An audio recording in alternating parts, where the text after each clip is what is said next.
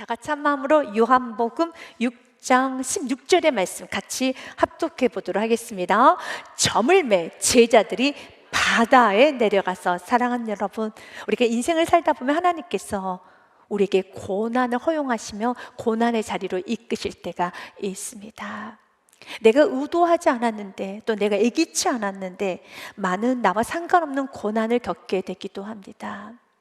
물론 내가 불순종함으로 받는 고난도 있습니다. 그러나 하나님께서는 오늘 제자들에게도 이렇게 고난을 주신 것처럼 하나님은 우리에게 고난을 허용하실 때가 있어요. 그 고난 때 여러분이 기억해야 될 말씀은 이사야서 41장 10절의 말씀을 꼭 기억하셔야 합니다. 같이 읽어봅니다. 두려워하지 말라, 내가 너와 함께함이라. 놀라지 말라, 나는 내 하나님이라. 내가 너를 굳세게 하리라. 참으로 너를 도와주리라. 참으로 나의 의로운 오른손으로 너를 붙들리라. 믿으십니까? 사랑하는 여러분, 하나님은 여러분 버리지 않습니다. 하나님은 여러분 떠나지도 않습니다. 주님께서 붙잡아 주십니다. 그렇기 때문에 그 고난 때 하나님이 나를 버리셨다라는 그 부정적인 생각은 하면 안 되는 것입니다. 하나님의 사랑과 하나님의 신실하심을 의심해서도 안 되는 것입니다. 종교개혁자였던 존 칼빈이 이런 말을 합니다. 고난은 하나님께서 자녀를 훈련하시는 도구이지 결코 버림의 증거는 아닙니다 라는 말을 합니다. 하나님은 여러분을 버리셨기 때문에 고난을 주신 것은 아닙니다. 그러나 고난을 주신 데는 이유가 있어요. 하나님께서 고난 허용하실 때는 이유가 있습니다. 오늘 제자들에게도 고난을 허용하셨습니다. 본문의 말씀에 보니 제자들이 바다로 내려갔는데 제자들이 자의적으로 내려간 것이 아닙니다. 동일한 말씀 기록해 있는 마태복음과 마가복음 말씀에 보니 예수님께서 재촉을 하셨습니다. 예수님께서 즉시 제자들을 재촉하사 자기가 무리를 보내는 동안에 배를 타고 앞서 건너편으로 가게 하시고 예수님이 등을 떠밀으셨다는 겁니다. 또한 마가복음 말씀에도 예수님께서 즉시 제자들을 재촉하사 예수님께서 그 고난의 그 바다의 자리로 예수님이 밀어내셨습니다. 우리는 생각하기를 예수님 말씀 순종하면, 예수께서 가라 하신 곳에 순종하면 어려움이 없겠지. 그렇지 않아요. 오늘 말씀처럼 예수님께서 가라고 등까지 떠밀면서 재촉했는데 예수님 말씀에 순종하면서 그대로 나아갔던 그 바다가 고난의 바다였습니다. 성경에서 보니 그 바다로 인하여서, 그 풍랑으로 인하여서 제자들이 거의 죽게 될 지경입니다. 마가복음 말씀에 보니 이렇게 되어 있습니다. 마가복음 6장, 먼저 마태복음 14장 24절 말씀부터 먼저 보겠습니다. 배가 이미 육지에 술이나 떠나서 바람이 거스름으로 물결로 말미암아 고난을 당하더라 라고 됐습니다. 여기서 고난은 인간이 겪을 수 있는 최고치의 고난을 말합니다. 그래서 이 고난의 뜻에 해산의 고통, 아기를 낳는 그 육신에 찢어지는 고통이란 의미를 가지고 있습니다. 지금 제자들은 고통스러워하고 있습니다. 제자들은 지금 무서워하고 있습니다. 그런데 마가복음 6장 48절의 말씀 보면 조금 그 말씀이 가슴 아프게 들리고 상처가 되는 말씀이 있어요. 그러나 여러분, 상처를 받으면 안 되는 겁니다. 그리고 오히려 이 말씀을 통해서 지금 여러분 마음에 고난 가운데 상처를 받은 성도가 있다면 치유받으십시오. 바람이 거스름으로 제자들이 힘겹게 노젓는 것을 보시고 밤 사경쯤에 바다 위로 걸어서 그들에게 오사 지나가려고 하심에 예수님 보고 계셔요. 힘겹게 죽을 고생하고 있다는 것을, 노젓고 있다는 걸 보고 계시는 겁니다. 예수님은 내가 이렇게 비참하게 살고 있는 걸 보고 계셨구나.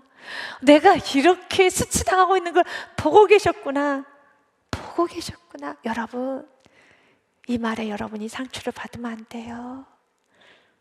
여러분, 이 말에 상처를 받으면 안 되는 겁니다. 오지무로 간조가, 그가 일본의 신학자죠. 그가 이런 말을 합니다. 여러분도 한 번쯤 들어봤던 말, 그리고 참 기억해야 될 말이죠. 제가 지금까지 살면서 입은 하나님 은혜는 셀 수가 없을 정도입니다. 하지만 그 중에서도 가장 기쁘고 감사한 것이 있다면 바로 저의 기도를 전부 들어주지 않은 것입니다. 만약 제가 한 기도 그대로를 하나님이 들어주셨다면 저는 제멋대로에다 교만하기 짝이 없고 건방진 인간이 되었을 것입니다. 그러나 하나님께서는 저의 영혼을 파괴하고 죄짓게 하는 기도는 들어주시지 않으셨습니다. 오 주님, 이곳으로 인해 정말 감사드립니다. 당신은 제 온전한 기도만 들어주심으로 저를 통해 하나님의 뜻을 이루어 가셨습니다. 맞아요. 주님은 우리가 수치당하고 우리가 아프고 지금 제자들이 울고 여러분 굽부려 있으며 뒹굴뒹굴 돌고 있는 그 모습을 보시고 계세요.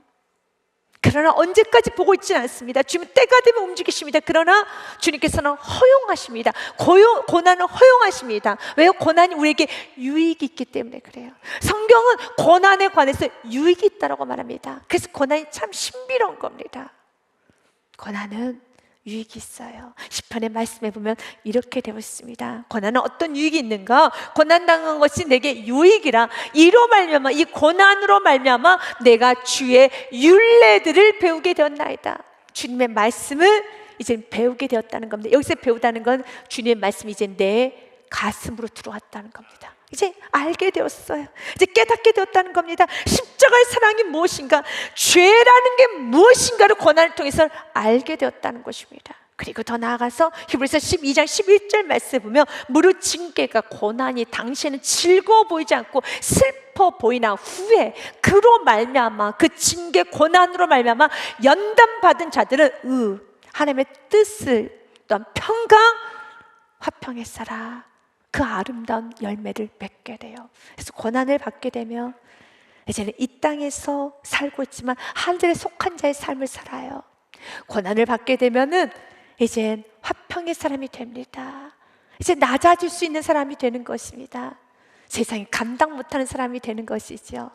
그래서 히브리서 말씀, 야고보서 말씀 1장 말씀에 보니 내 형제들아 너희가 여러 가지 시험 고난을 당하거든 온전히 기쁘게 여기라. 여러분에게도 물질에 대한 고난, 사람의 인간관계에 대한 고난, 또한 질병에 대한 고난, 여러 고난, 그러나 기쁘게 여기라. 왜 그렇습니까? 3절 말씀에 보니 이는 너희 믿음의 시련이 인내를 만들어내는 줄 너희가 알미라. 그리고 결론은 4절이죠. 같이 읽습니다. 인내를 온전히 이루라. 이는 너희로 온전하고 구비하여 조금도 부족함이 없게 하려 함이라. 아멘. 조금도 부족함이 없는 인생, 세상이 감당하지 못하는 하나님의 사람으로 하나님이 만들어 가십니다. 그리고 그 고난을 통해서 하나님은 우리에게 겸손한 예배자로 세웁니다. 제자들과 같은 그 이상의 고난을 받았던 구약의 인물이 있지요. 욥입니다. 욥은 자신의 고난이 해석이 안 됐을 것입니다. 어느 날 하나님은 자녀를 다 거둬가십니다. 어느 날 하나님께서 물질을 그리고 그에게 건강을 거둬가셨어요. 참 큰 고난입니다. 그래서 그는 처음에는 주신 이도 하나님이시니 취하신 이도 하나님이십니다라고 믿음을 지켰어요. 그러나 그 고난의 시간이 길어지면 길어질수록 너무 힘이 들어서 하나님 죽고 싶습니다. 하나님 내 생명을 거둬가지옵소서. 내가 태어난 오늘 이 날이 저주스러울 정도입니다 라는 말로 그가 많이 울고 하나님께 붙잡고 울고 또 웁니다. 그런데 그 고난 끝자락에 그가 이런 고백을 하죠. 고난은 나로 하여금 내가 죽게 대하여 귀로 듣기만 하였사오나 이제는 눈으로 주를 배웁나이다. 주님을 만나게 돼요. 그리고 예수를 만난 자는 6절의 고백으로 갑니다. 주님, 그러므로 내가 스스로 거두어드리고, 뭘 거두어드려야 되겠습니까? 원망했던 죄, 불평했던 죄, 하나님의 사랑을 의심했던 자, 하나님의 신실하심을 의심했던 죄, 수많은 말들, 내가 쏟아내었던 말들을 스스로 거두어드리고 티끌과 제 가운데서 회개하나이다. 고난은 점점 더 우리에게 눈물의 예배자로 만들어갑니다. 여러분이 고난을 겪게 되고 신앙의 성숙이 되어 갈수록 고난은 더 다양하게 여러분에게 올게 될 것입니다. 그런데 어떻습니까? 과거에는 많이 쏟아냈었지요. 하나님의 사랑 의심했고 돈 너무 힘이 들어 쏟아냈죠. 그런데 지금 여러분은 어떻습니까? 지금 받는 고난 가운데 여러분 어떻습니까? 혹시 욥처럼 회개할 따름입니다. 회개만 하고 싶습니다. 이것도 내가 잘못했고 저것도 내가 잘못했고 이것도 내가 부족했고 저것도 부족했던 여러분이 겸손한 예배자가 되었다면 이미 여러분에게 고난은 유익이 된 것입니다. 그래서 여러분은 고난의 현장에 여러분들은 즐거이 가는 축복이 있어야 됩니다. 오늘 베드로는 예수님이 계신 그곳에 뛰어내립니다. 그 길은 좁은 길이요, 그 길은 두려운 길입니다. 그 길은 고난의 길입니다. 그러나 베드로는 주저하지 않고 뛰어내립니다. 뛰어내렸었을 때 예수님이 서 계신 그곳은 예수님이 계시기에 거친 바다도 반석이 됨을 믿으시길 바라겠습니다. 우리는 두 가지를 깨달아 봅시다. 첫 번째로 예수님이 머무시는 그곳에 나도 있겠습니다. If Jesus is there, I will go anywhere. 내가 어느 곳이든 예수님께서 계신다라면 나는 그곳에 있겠습니다. 오늘 베드로는 예수님이 계시는 곳으로 갑니다. 풍랑 가운데 제자들과 또한 베드로가 고통 속에 있었을 때 그때 예수님이 걸어오세요. 말씀에 보니 이렇게 되어 있습니다. 요한복음 6장 19절 말씀에 보면 제자들이 노를 저어 10여리쯤 가다가 예수님께서 바다 위로 걸어 배 가까이 오심을 보고 두려워하거늘. 예수님이 오시는데 두려워하네요. 동일한 말씀을 기록했던 마태복음 14장 26절 말씀에 보면 제자들이 그가 바다 위로 걸어오심을 보고 놀라 유령이라 하며 무서워하여 소리를 지릅니다. 여기서 우리가 한 가지 깨달아 봅시다. 두려움은 예수님을 보지 못하게 합니다. 현실을 현실로, 사실을 사실로 보지 못하고 과장하게 되고 왜곡하게 되고 그리고 점점 더 미궁에 빠지게 됩니다. 그래서 두려움은 몰아내야 되는 겁니다. 여러분 마음 가운데 두려움, 불안, 걱정, 근심, 여러분 마음 가운데 안절부절하는 많은 걱정, 근심, 두려움이 몰려올 때 그 두려움을 몰아내야 돼요. 제가 참 좋아하는 말 중에 하나가 우리가 지나가는 새는 어떻게 할 수 없다. 그러나 그 새가 내 머리 위에 둥지를 틀고 그 위에다 덩을 싸지 못하도록 그 새를 날려보내는 건 나의 책임인 것입니다. 마틴 로이드 존스가 이런 말을 했습니다. 두려움에 관하여서요, 두려움을 느끼는 것은 죄가 아닙니다. 연약하기 때문에, 부족한 우리들이기 때문에. 그러나 두려움이 믿음을 삼키게 내버려 두고 방치하는 건 죄입니다. 교만한 죄입니다. 이것은 하나님 앞에 대적의 죄입니다. 알잖아요. 두려움에 하나님 기뻐하지 않는다는 거 알지 않습니까? 그럼 두려움을 몰아내야죠. 새가 지나다니는 건 새의 본능입니다. 사단이 공격하고 사단이 두려움을 주고 사단이 우리에게 불안과 무서움과 우리의 삶을 파괴하는 거, 이건 사단의 본능입니다. 그러나 그 사단이 나를 점령하지 못하도록 밀어내고 쫓아내는 건 나의 몫이라는 겁니다. 사랑하는 여러분, 그 두려움이 믿음을 삼키게 두는 건 죄라는 걸 기억하셔야 돼요. 두려움을 몰아내야 됩니다. 두려울 때마다 여러분들은 꼭 기억해야 될 말씀이 있어요. 오늘 본문의 말씀에 있습니다. 요한복음 6장 19절에 두려워할 때 예수님께서는 말씀하셨어요. 바로 여러분에게도 하는 말씀입니다. 20절의 말씀은 꼭 기억하시기 바랍니다. 같이 읽습니다. 이르시되 내니 두려워하지 말라. 아멘. And it's I don't be afraid. 사랑하는 여러분, 내니 주님은 언제나 여러분과 함께 하세요. 주님은 언제나 여러분과 함께 하십니다. 주님은 언제나 여러분과 함께 하십니다. 하나님은 God is with you. 하나님 여러분 함께 하십니다. 여러분 그분의 또 다른 이름이 무엇입니까? 임마누엘. 뜻이 무엇입니까? God is with us. 하나님 우리와 함께 하시도다. 어디서나 하나님은 어떤 곳에서나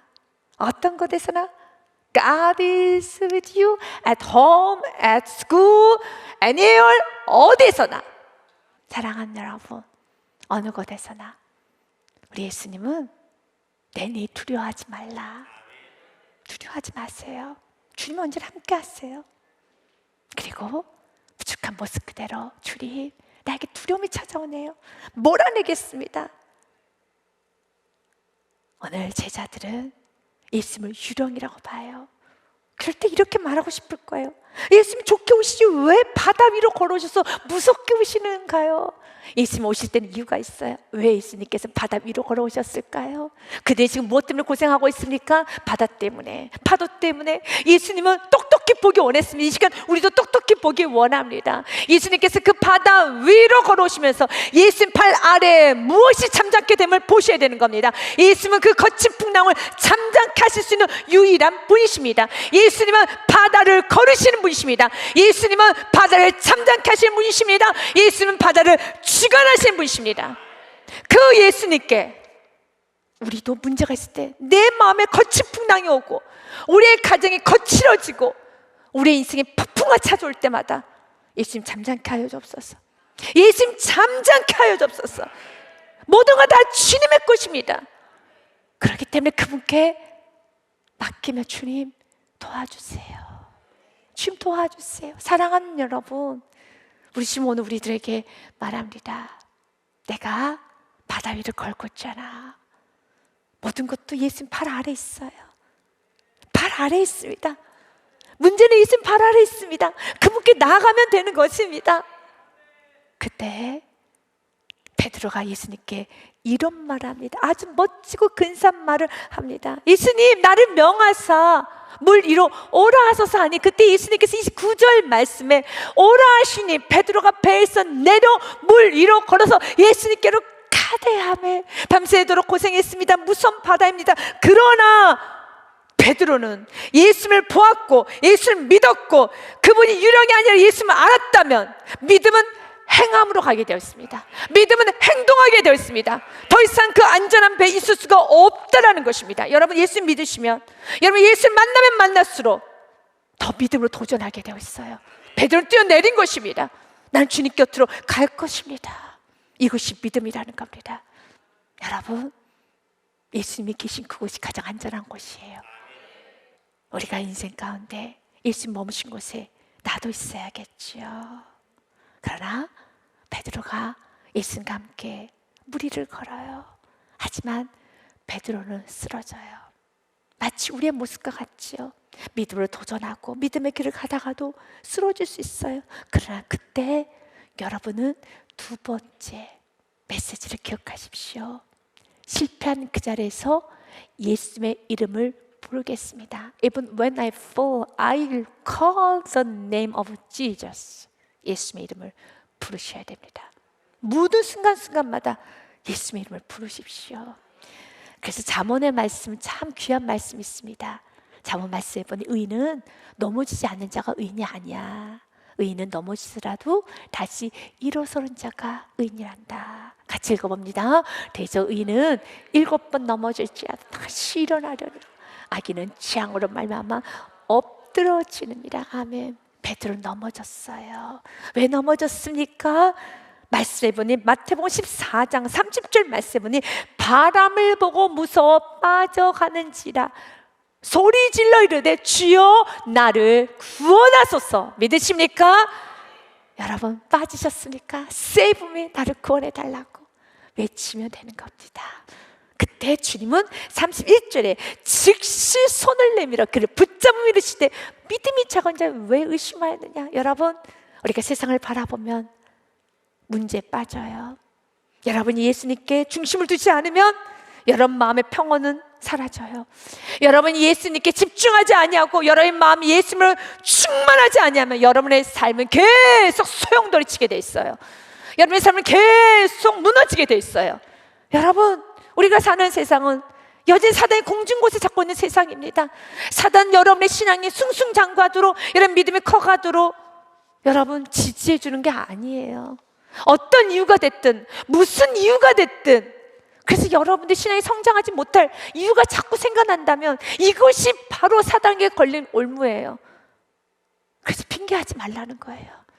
여러분들이 넘어질 수밖에 없는, 내가 신앙이 성장하지 못하는, 내가 화내고 내가 이렇게 분노할 수밖에 없는 그 이유가 되는 한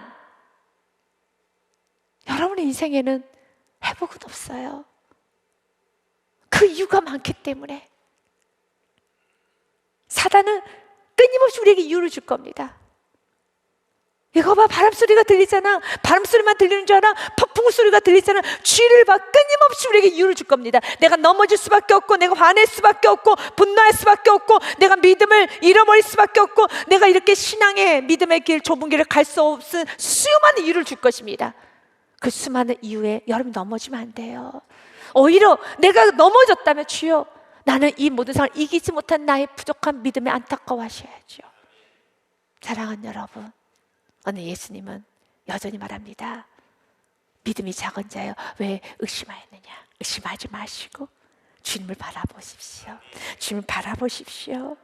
주님께서는 넘어진 베드로를 정죄하지 않아요. 믿음의 길을 가고 있는 자에게는 때론 넘어져도 정죄하지 않아요. 시작하지도 않는 자는 예수님은 책망하세요. 그러나 믿음의 길을 가는 자는 넘어져도 다시 일어나, 다시 일어나라, 우리 함께 가자, 일어나라, 함께 가자. 주님 오늘 또 말씀하십니다.